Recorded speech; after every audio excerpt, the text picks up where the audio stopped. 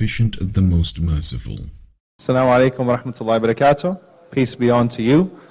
Bismillah ar-Rahman ar-Rahim. In the name of God, the most compassionate, the most merciful.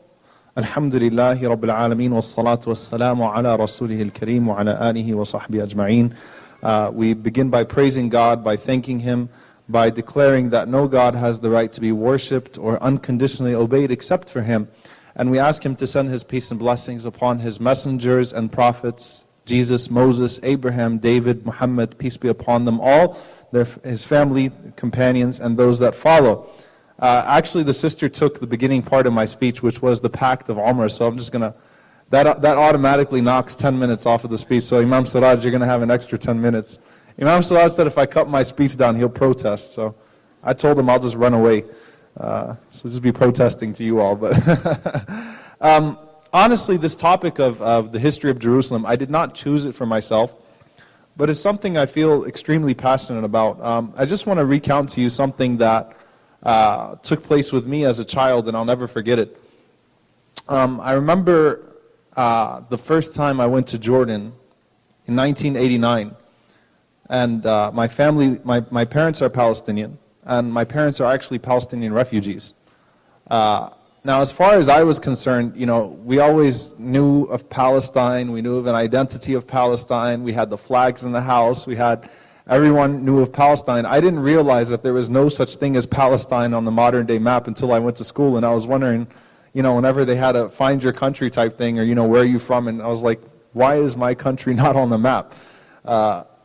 So, unfortunately, a lot of things started opening up to me, and I'm not going to make this a political speech at all, because this is about humanitarianism. This is about people being able to live in peace together, people being able to live together in harmony. And I remember going to Jordan, and my father and mother, may Allah subhanahu wa ta'ala be pleased with them both, may God be pleased with them both, they always taught us the ideals of charity. So we used to actually have a box.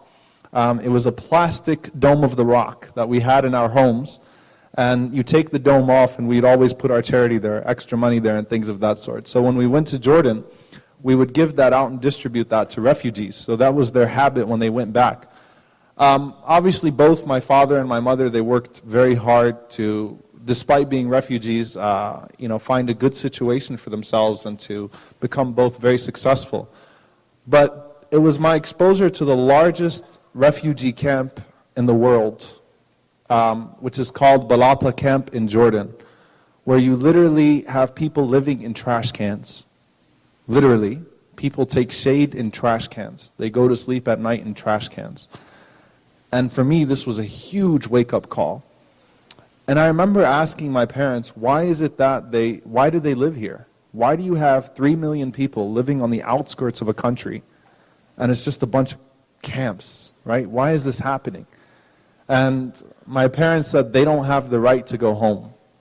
They don't have the right to go home. I myself, I've never been to what would be my homeland, or my parents' homeland. I go to Jordan every year, alhamdulillah, till now. My wife's parents live there, so I'm kind of stuck going there every single year. Although I don't always enjoy myself, but I've got to go. I've never been able, the one time I actually tried to get to the Palestinian territories, despite having no record whatsoever of anything that would cause me to be disqualified from entrance, was at the border of Jordan. And literally, to get there from the border of Jordan, on the bridge, you would have to sleep there for 2-3 days, and you still might not get in. You have to undergo harassment by the soldiers. You might get spit on. You might have dogs put on you. It's a terrible situation. I just remember asking my parents, why? Why? Right? Why is it that these people don't have the right to go home? Now, I want to start off with that thought. And it's not about, this topic is not about the Palestinian cause, I assure you. And I've been engaged in many interfaith dialogues, and it's important for us to sort of humanize each other. And I always say this to my Jewish friends. I do have Jewish friends. It's important for us to humanize each other. It's important for us to view each other's struggles as human struggles, not a Palestinian struggle, not a Jewish struggle, to view them as human struggles. And I just, you know, it's always this question that comes up every time we have one of these debates or one of these dialogues, the Palestine-Israel debate. there's this conclusion that the moderator will always throw out there that, well, I guess Muslims, Jews, and Christians just can't live in peace. Hopefully one day we'll all be able to live in peace and everything will work out and we'll all come together and Jerusalem will serve its cause again, and people, the people from all three different faiths will be able to go there and be able to truly live the heritage of their faith. But at the end of the day, everyone sitting in the audience is just, we all know that's not going to happen, right? And we think it's impossible. It's impossible for Jerusalem to house people of three different faiths. It's impossible for us to live together in peace in that area. It's just impossible. And it's not. It's not. Because there was a time when Muslims, Jews, Christians did live in peace in that area. And that time actually was such a long time that if you read in history, even, I remember Rabbi Mark Snyder mentioned this. You might know him from New York, also Imam Siraj, and others will mention this, that the golden age of Jewish history came under Muslim rule. The golden age of Jewish history came under Muslim rule. Because Muslims, Christians, and Jews did live together in Jerusalem in peace. They did live together in the Palestinian territory, or whatever you want to call it. They lived in that area in peace. And it starts off with the way that Muslims came. Now, obviously, the whole "we were there first" thing doesn't really hold up very well. Everyone tries to play the whole "we were there first" thing. I'm not even going to talk about the who was there first. I just want to sort of talk about the history of Jerusalem under Muslim rule. The sister, may Allah reward her, talked about the second Khalifa, second Caliph of Islam, Umar ibn al-Khattab radiallahu anhu. Umar ibn al-Khattab has a very interesting story because when he came to Jerusalem, there was no bloodshed, there was no fighting.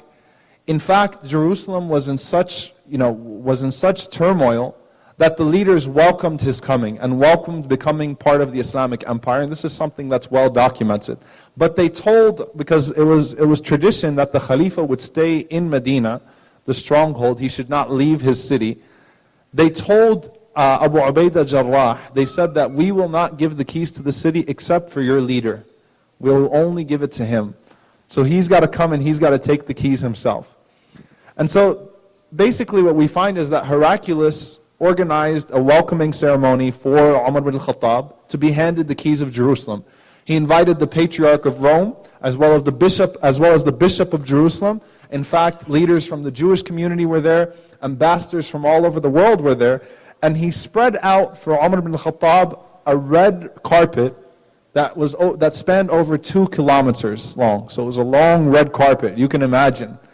When he just starts making his way there, he's going to already be stepping on a red carpet to show him a good welcome, and to, because they heard of his justice, and to truly give him royal treatment. And also beforehand, they also invited for the 2 leading Muslim generals, Abu Ubaidah al-Jarrah and Amr ibn al-As radiallahu ta'ala anhu, to be in attendance when Umar ibn al-Khattab comes. So back then you didn't have first class, seating or anything like that, but I'm sure they sent them some first class horses or first class camels. They took care of them. They furnished their stay in Jerusalem. They even provided them garments. So there was a special type of garment that you needed to wear at this historic ceremony of handing the keys of Jerusalem over to Umar ibn al-Khattab. Now Umar ibn al-Khattab, if you read about him, and by the way, he's the 52nd most influential man in world history according to Michael Hartman. That's the book of the 100 most influential people in the world. A man of justice, a man for whom you have actually a statement in the United Nations Charter. There's actually a statement in the UN Charter from Umar ibn al-Khattab, how can you enslave a man who was born free? He was the first one to say that. So he's a man whose justice is well known, who history has been kind to. And Umar ibn al-Khattab was a person of much simplicity. Big, huge man, okay, gigantic in the true sense of the word. The description of him is that if he sat on a horse, his feet would touch the ground. It's a huge individual, huge human being, very intimidating look because of how big he was.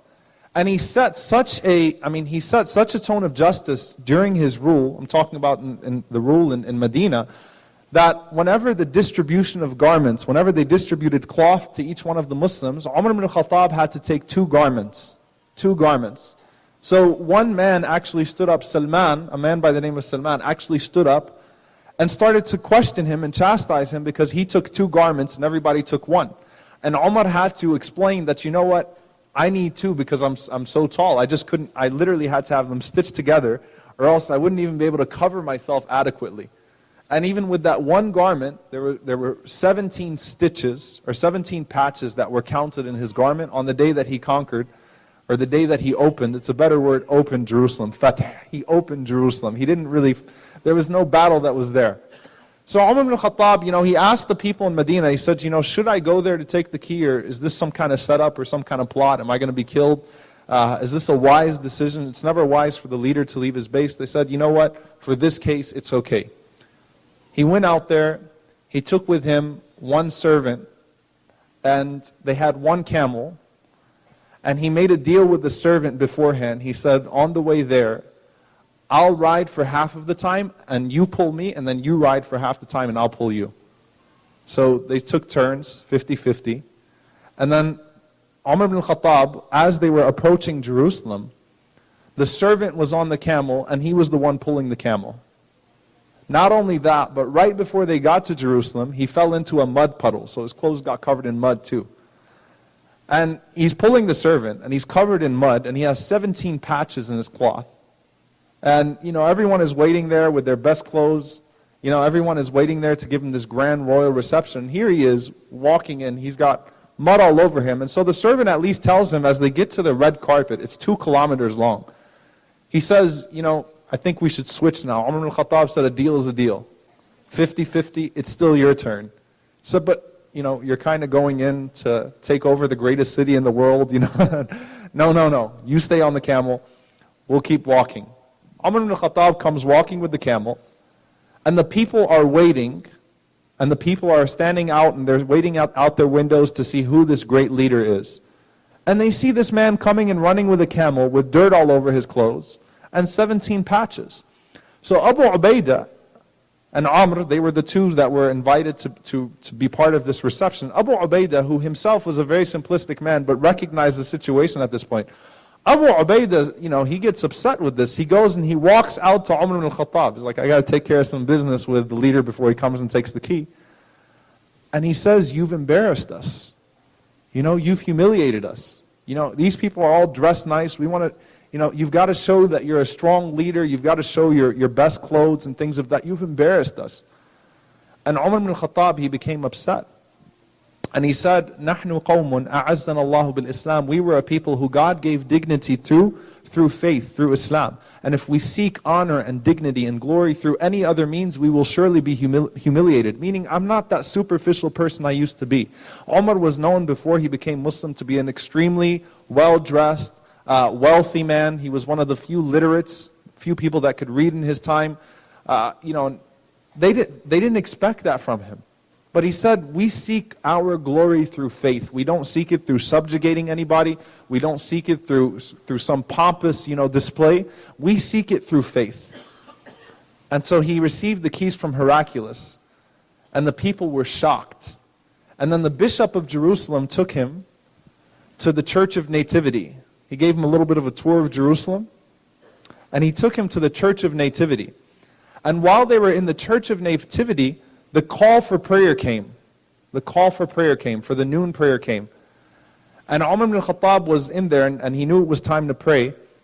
And the bishop of Jerusalem told him, he said, look, why don't you just go ahead and pray here? You're the leader. You don't have to go outside and pray. You can just pray here. It'll be an honor for us. And Umar ibn al-Khattab, he said to him, he said, no. He said, because I'm afraid that Muslims will come generations later and claim this is a masjid, this is a mosque, because this is where I prayed. So he walked out of the church, he walked down the steps, and he prayed right there. And then lo and behold, 400 years later, they built a mosque there called Masjid Umar, the Mosque of Umar. So he was right. He knew how history works with these things. He didn't want people to claim that church as a mosque just because he prayed there. Not because it was impermissible or not because there was some theological objection to that. He just wanted to give the people their rights and their respect. He also made the famous pact of Umar, which the moderator read, which essentially guaranteed the rights of all citizens there, guaranteed the rights of people to practice their own faiths. Christians and Jews not only were allowed to live in peace, they were allowed to judge each other by their own law. So they were not subject to Islamic law. They were allowed to keep things according to their law, out of sensitivity and out of justice towards them. So it wasn't like, again, the Bible was thrown away or the Torah was thrown away. In fact, if a situation came to Umar in regards to a public act of lewdness or disobedience from a Christian or a Jew, he would consult the rabbis or the priests, and he would ask them if this was something that was allowed in their faith or not. So it was complete justice, complete honor. As we know, the story of Jerusalem is not always a pretty story. And in fact, in terms of conquering, lands and let's face it, every religion has its dark period. And it's not the religion itself. We would always say it's the people. People will manipulate religion. And if you ever heard that statement in any class of history, that religion is responsible for most of the world's violence and war, religion has done this and religion has done that, I guarantee you, I assure you, the Crusades would have still taken place if there was no such thing as Christianity. Because the Crusades were undertaken as a result of the economic hardship of Europe. Not because of any religious purpose, but religion is very convenient in those situations. Likewise, much of the political dispute. So for example, whenever we have the talk about suicide bombings, and I know this is a hot topic, and we shouldn't shy away from it. I mean, let's have an open discussion about it. When the Virginia Tech killer did what he did, shot 33 students, there was an entire 8 months worth of reporting about the psychological, or rather the circumstances that led to him committing that crime, the logic that he had, the psychological trauma that he might have been through as a child, bullying, whatever it was. It was not in any way justifying the murder. Okay, it was looking at the circumstances that led to that murder so that they could be prevented in the future. So when people talk about suicide bombings and terrorism and things of that sort, specifically suicide bombings, there's actually a book that's called Dying to Win. I always recommend this to people, Dying to Win by Robert Pape, where he basically analyzes suicide bombings over the last 100 years. The origin of suicide bombings being the Japanese kamikazes, which were obviously not a people of religion or a people of faith. Until today, the largest practitioners of suicide bombings are who? Not Al-Qaeda, the Tamil Tigers, which is a Hindu separatist group. Okay, so the fact of the matter is that every single suicide bombing, he literally goes through them over the last 100 years, was a result of political strife. And the reason why people continue to use it is because it's a way for a minority, a small group of people that are being targeted. It's a way for them to catch the attention of the majority or catch the attention of a more powerful government. That doesn't justify it in any way. Islam doesn't justify suicide bombings. But the fact of the matter is when you have suicide bombings taking place, you need to understand the circumstances behind it. Don't just blame Islam for it. Don't just blame Islam for it. That would be just as absurd as saying Hitler really killed 6 million Jews because he believed they were Christ killers. Because he used to say that. That was the front. But the baggage behind it told a totally different story. And so that's the same thing that we see. And so we see that the Crusades in particular, the first crusade taking place in 1095, in the year 1095, and through 1099. That was the first crusade. The first crusade came, again, as a result of the economic hardship of Europe. The first victims of the crusades were actually the Jews. The first victims of the crusades were the Jews. So they basically considered themselves entitled to the service of God. And in Bavaria, the Crusaders massacred 12,000 Jews. That was their first group of victims. Then when they made their way to Jerusalem, if you read in the year 1097, if you read about the massacre of Ma'arra, which is in modern day Syria, the massacre of Ma'arra is to date, is the largest display of cannibalism that has ever taken place in history. The Crusaders literally ate the people that they massacred. They cooked the Muslims in Ma'arra, they cooked them and they bragged about it. They wrote letters back to the Pope talking about how they feasted on the children of Ma'arra and they ate their dogs. They ate human beings and dogs. I mean, it was a ridiculous display of just, harsh hardness. Again, no sense of humanity. How did this happen? Again, religion can become a convenient excuse. Pope Urban II, I want you to just listen to the letter that he wrote, the declaration of Pope Urban II. He said, "All who die by the way, whether by land or by sea, or in battle against the pagans, shall have immediate remission of sins. This I grant them through the power of God with which I am invested. Oh, what a disgrace if such a despised and base race which worships demons should conquer a people which has the faith of an omnipotent God, and is made glorious with the name of Christ. With what reproaches will the Lord overwhelm us if you do not aid those who with us profess the religion of Christianity? Let those who have been accustomed unjustly to wage private warfare against the faithful now go against the infidels and end with victory this war, which should have started a long time ago. Let those who for a long time have been robbers now become knights. Let those who have been fighting against their brothers and relatives now fight in a proper way against the barbarians. Let those who have been serving as mercenaries for small pay now obtain the eternal reward. Let those who have been wearing themselves out in both body and soul now work for a double honor. Behold, on this side will be the sorrowful and poor, on that the rich, on this side the enemies of the Lord, on that his friends. Let those who go not put off the journey, but rent their lands and collect money for their expenses. And as soon as winter is over and spring comes, let him eagerly set out on the way with God as their guide. Let him murder every Saracen and pagan worshipper, whether he is a man, woman, or child, or old man, or monk." Can you imagine if the Pope wrote that letter? Now, when Pope Urban II wrote that letter, it was signed into law in Europe that anyone who would join the Crusaders would be forgiven for their debt, would be forgiven for past crimes, and would be given a salary, and their families would be taken care of. And they would also attain the eternal reward of the hereafter, and they were basically absolved of sins. They would be forgiven for anything that they did. So obviously, whenever the Crusaders went out, it was all-out war, and there was no sense of conscience. And that's why we find that in the First Crusade, whenever Jerusalem was conquered, the Crusaders bragged about their horses being knee-deep in blood and burning the Christians that belonged to Eastern churches alive in their churches. The Christians hid in their churches that belonged to Eastern churches, and their churches were set to fire. And they were burned alive in their churches. So this was an extremely dark episode in the history of Jerusalem, in the history of Palestine. It was something that till today, I don't think anyone belonging to any faith condones that type of behavior. No one's going to come out today and say that the Crusaders were just in what they did. At the same time, as people, if you're a Muslim, you should not use that as a talking point against Christians to say, you guys are actually violent. It doesn't work that way either. It just shows you how dark people can become.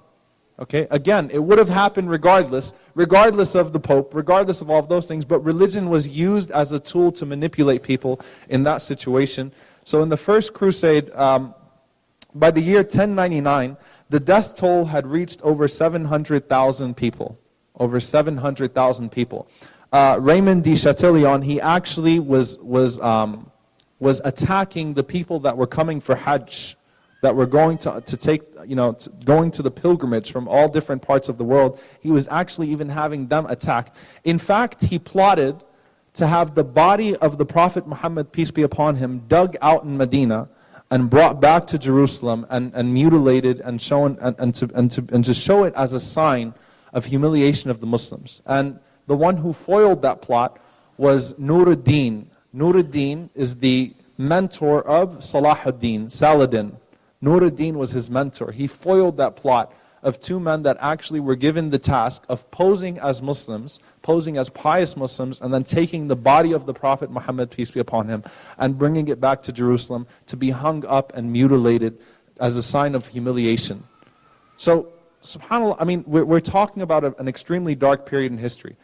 When we look at Salahuddin, Saladin, and how many of you watched The Kingdom of Heaven?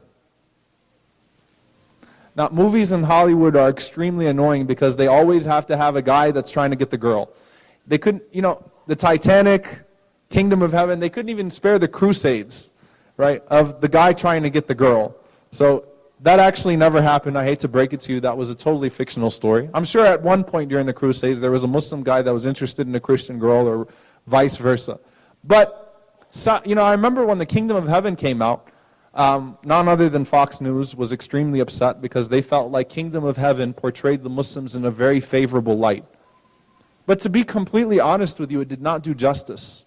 If you read about Salahuddin Saladin and his kindness, the amount of honor and dignity that he displayed in conquering Jerusalem and in bringing it back to the ranks of the Muslims and not showing any or not displaying any form of revenge, not taking any form of revenge out on the Christians or the Jewish population that lived in Jerusalem after it came back under his rule. It's really phenomenal, and it's unmatched in history. It's unmatched in history.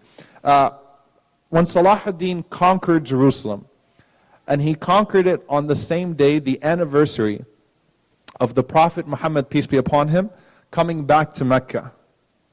It was conquered on the same day that the Prophet Muhammad, peace be upon him, came back to Mecca victorious after being persecuted and run out of it. And when the Prophet Muhammad, peace be upon him, marched back into Mecca, one of the companions, he said, Al-yawma yawm al-malhama, today is the day of revenge. Today is the day of revenge. And the Prophet Muhammad, peace be upon him, responded, Al-yawma yawm al-marhama, today is the day of mercy. And he took the flag away from that companion, although he was a great companion. So today is a day of mercy. And by any means, by any standard of what was considered ethical war, the Prophet Muhammad, peace be upon him, had a full right to take revenge on the people that murdered his uncle, that ran him out of Mecca, that placed him under economic boycott, which caused his wife to die and his uncle to die because they could not handle the circumstances. He had every right to kill those people when he came back to Mecca by any standard of war, but instead the Prophet Muhammad opted for mercy. He opted for mercy.